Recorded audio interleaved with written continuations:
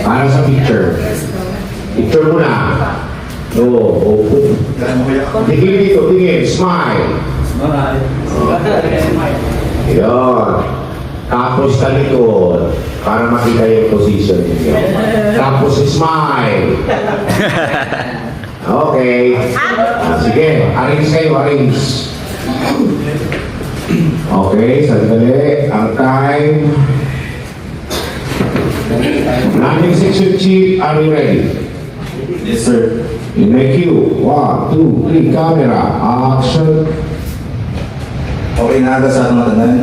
Welcome sa operational period briefing. Para sa incidents objectives, please refer to page 2 of Incidents Action Plan. At para naman sa current situation updates, adan amon OIC, Operational Section Chief, Sir Roy Sumayo. Hello, sir. Good morning sa ating matanan. Bali, ang sitwasyon po, ang Rizal is Ginlino.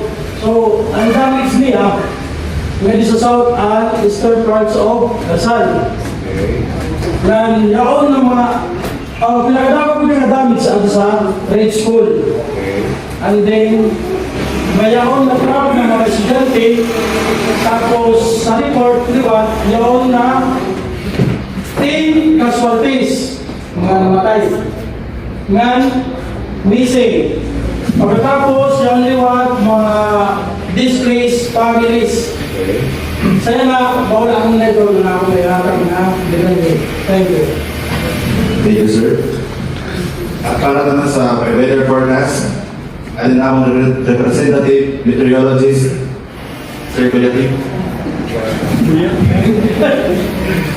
Good morning, everyone. Good morning, standards. For weather update for today, we have a fair weather, 17 kilometers out of west, southwest, and our degree for today is 28 degrees Celsius. That's all for today and for the next update.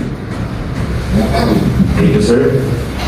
Para naman sa update sa e-box, alam mo din sir dito. Good morning, everyone. P-Box update. Since 1500, there will be 4 aftershock recorded, but the highest is 3.7 at still at a very severe by 2 to 3 hours. It is expected that there will be aftershock within the next 24 hours.